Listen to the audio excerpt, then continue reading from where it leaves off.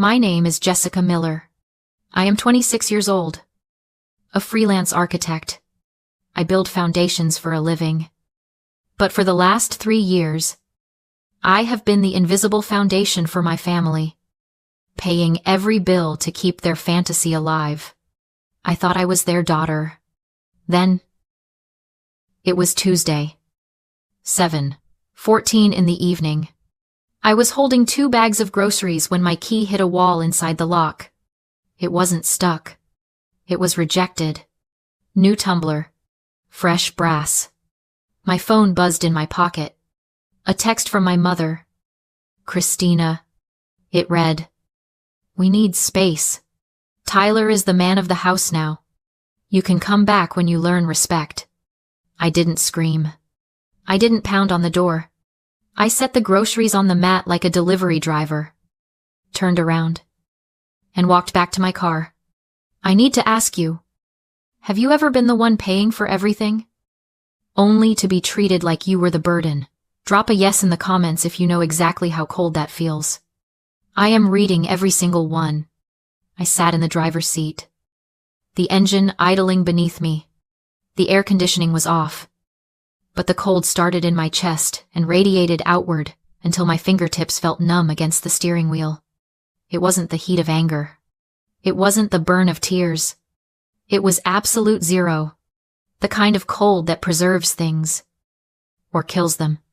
I looked at the townhouse. My townhouse. The lights were on in the living room.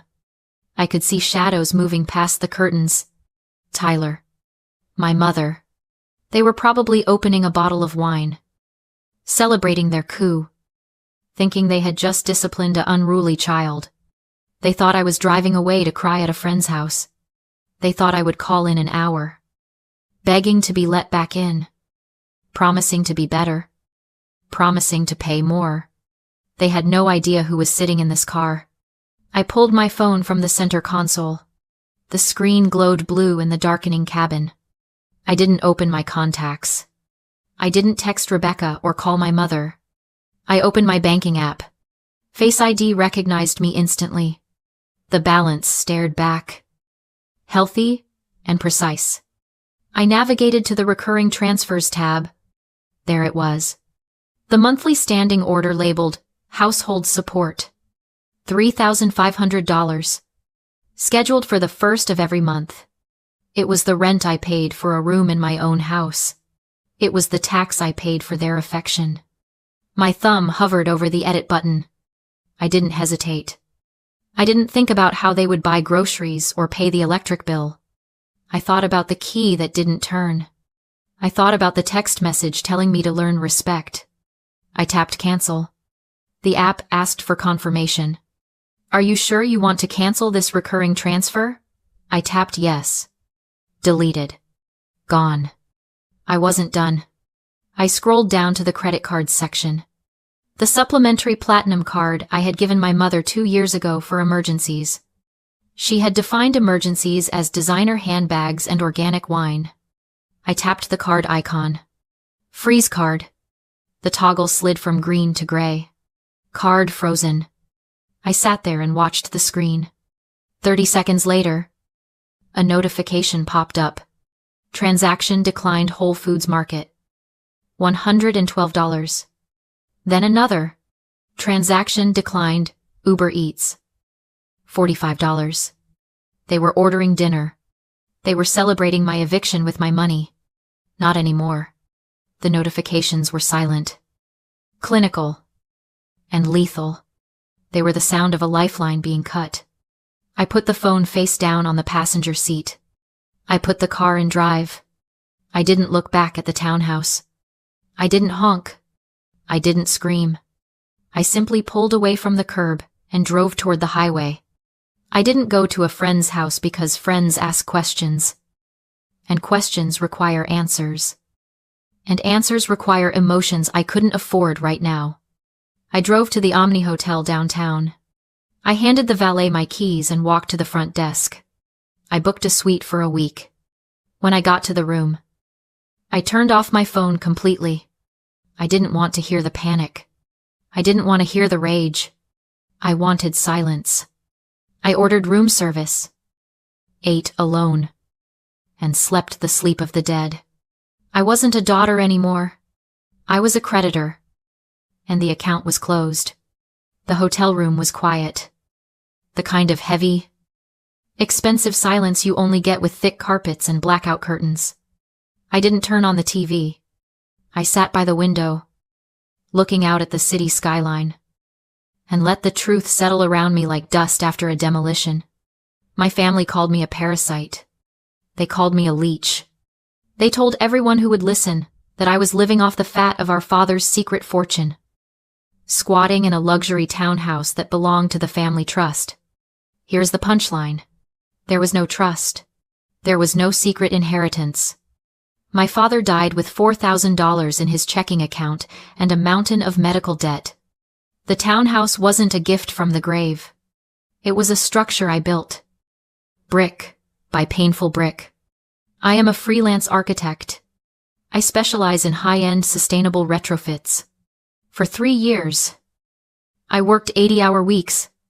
I took calls at 3 in the morning. I ate dinner from vending machines. I missed my best friend's wedding because I had to finish a rendering for a client in Tokyo. I poured every cent of that labor into the down payment. The deed doesn't say, "The estate of Robert Miller." It says, "Jessica Miller." I looked at my reflection in the darkened window. Why did I let them believe the lie? Why did I let them move in, take the master suite, and relegate me to the guest room in my own home? For a long time, I told myself it was duty. I told myself I was being the good daughter, keeping the family together after Dad passed. But sitting there, watching the headlights move on the highway below, I finally admitted the ugly, structural truth. I wasn't being kind. I was paying rent. It's a concept in psychology called learned helplessness. But in my head, I called it the invisible chain. When you grow up as the spare part in the machinery of a family, you learn early on that your existence is conditional. Tyler was loved because he existed. I was loved only when I was useful. If I wasn't fixing a problem, paying a bill, or absorbing a crisis, I was invisible. So, I created a dynamic where I was indispensable. I paid the mortgage. I paid for the groceries. I lent Tyler $12,000 for a startup that failed in 3 months. And I never asked for it back. I wasn't supporting them. I was paying a subscription fee for a family that had no intention of renewing my contract. I thought if I paid enough, if I sacrificed enough comfort, eventually, the balance sheet would tip in my favor. I thought eventually they would look at me and say, "Thank you. You are enough." But love isn't a vending machine. You can't put coins in until affection falls out. My mother's text message, telling me to learn respect, was the final audit. I realized I had spent 3 years building a castle for people who would happily lock me in the dungeon. The chain snapped. I wasn't a survivor anymore. I was the landlord. And I was done subsidizing tenants who were trying to evict me. I picked up the hotel phone and dialed the front desk. I extended my stay for another week. I needed time to prepare the paperwork. If they wanted a war over ownership, I would show them exactly who held the keys. For 3 days, I became a ghost. I didn't leave the hotel room. I worked on client blueprints, ordered coffee, and watched my family dismantle my life through the glow of my phone screen. Silence is a powerful lens. When you stop filling the room with apologies and explanations, you finally see people for exactly who they are. I created a burner Instagram account to watch the show. It was grotesque. Tyler didn't waste a second.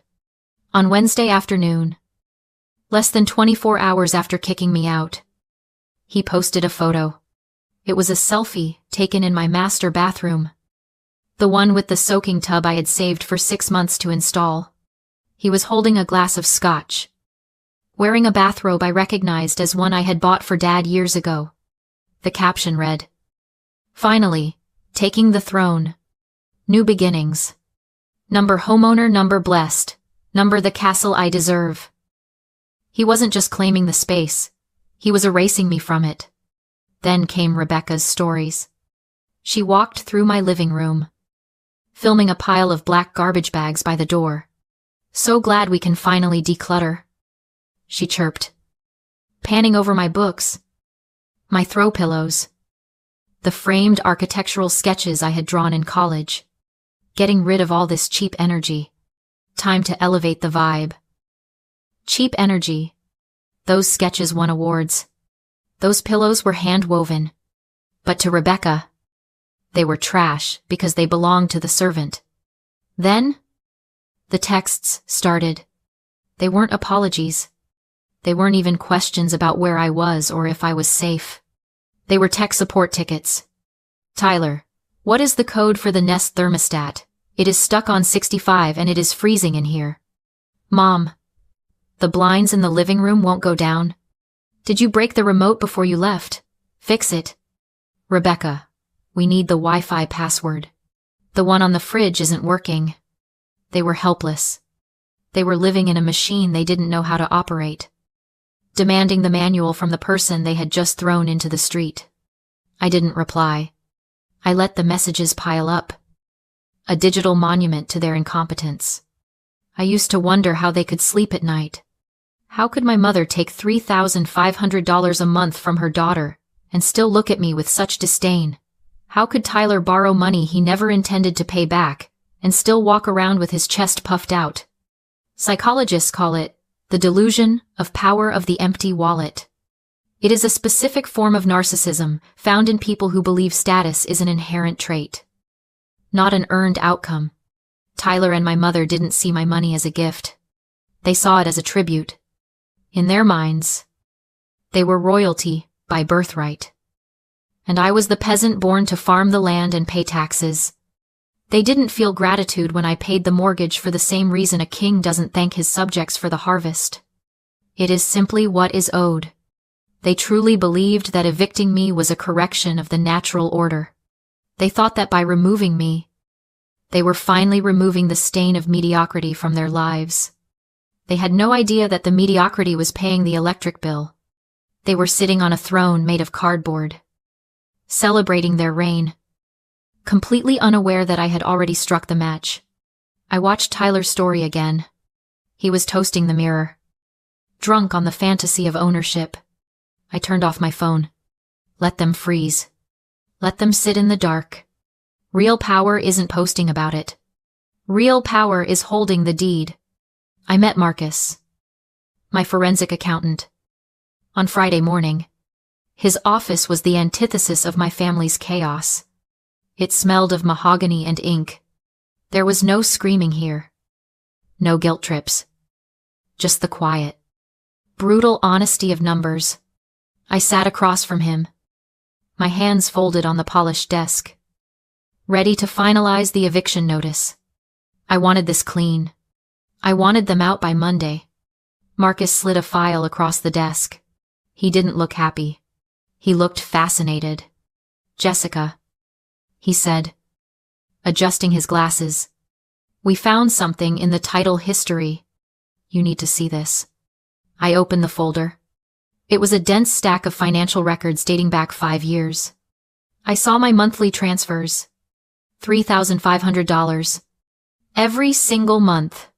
I had always assumed that money was going toward my mother's lifestyle, her country club dues, her wardrobe, the organic groceries she insisted on. But as I traced the line items, the math didn't add up. The groceries were there. Yes. But they were a fraction of the total. Where did the rest go? I asked. Marcus pointed to a recurring debit labeled servicing fee. Your mother didn't just spend your money, Jessica. She was servicing a debt. The room seemed to tilt. It turned out that 4 years ago, before I even bought the townhouse, my mother had taken out a massive, predatory commercial lien against her own future assets to fund Tyler's failed business ventures. When I bought the townhouse, she had somehow manipulated the paperwork, forging a guarantor document to attach that lien to my address. My $3,500 wasn't rent. It was interest. I had been paying off the loan for the business Tyler ran into the ground. And because I stopped paying on Tuesday, the loan had gone into immediate default. That wasn't the kill shot. Though, the kill shot was sitting on top of the pile. It was a document from the Homeowners Association, dated just 2 days ago. Wednesday, the day after they locked me out. Marcus tapped the signature line. Look who signed this. It was Tyler's signature. Big. Looping. Arrogant. He went to the HOA office to get the gate codes changed. Marcus explained, a rare smile touching his lips. He told them he was the new owner. He wanted the head of household status so he could use the clubhouse and the VIP parking spots. I stared at the document. To get clubhouse access, Tyler had signed a declaration of primary tenancy, unknowingly taking legal responsibility for the commercial lien attached to the property one created by Mom's fraudulent guarantor setup. Because the loan was now in default, his signature made him the liable party. He hadn't inherited status. He'd inherited a 6-figure debt accruing at 22% interest. Marcus met my eyes. Not yet, he said when I asked if Tyler knew. The bank will notify him within 48 hours. I told Marcus to print everything. I intended to deliver it myself. That evening, I arrived at my townhouse to find Tyler, Rebecca, and their guests, hosting a dinner party with my furniture and my credit. With Officer Miller beside me, I rang the doorbell. Tyler opened it, smug until I handed him the envelope. Inside were 3 documents: the deed with my name, the default notice for the loan Mom had taken in his name, and the HOA form he'd signed, claiming head of household. As he read, his confidence collapsed. There is no trust. I told him, I bought this house, and Mom's loan I stopped paying. It's in default. And since you claimed residency the next day, you now own the debt. The wine glass fell from his hand. How much? He whispered. $182,000. Plus interest. Rebecca panicked. My mother screamed at me to fix it. I told her the truth. She hadn't raised me. She had invested in me as her retirement plan. And the investment was over. Officer Miller announced they had to leave. I added that I'd already sold the house and the developer wanted it empty by midnight. I walked out as their world fell apart. Weeks later, the townhouse was bulldozed. Tyler's credit collapsed. They ended up in a cramped apartment near the airport. Mom took part-time retail work. Rebecca moved back home. Tyler now works double shifts to pay a debt he'll never outrun. I moved into a small loft. It was quiet, unsettling at first. But when I opened my budget and deleted the family support category, I felt something unfamiliar: freedom. Cutting off family isn't heartless, it's survival. Sometimes the people who share your DNA are the ones draining you dry. I didn't lose a family. I removed a parasite. If you're clinging to a burning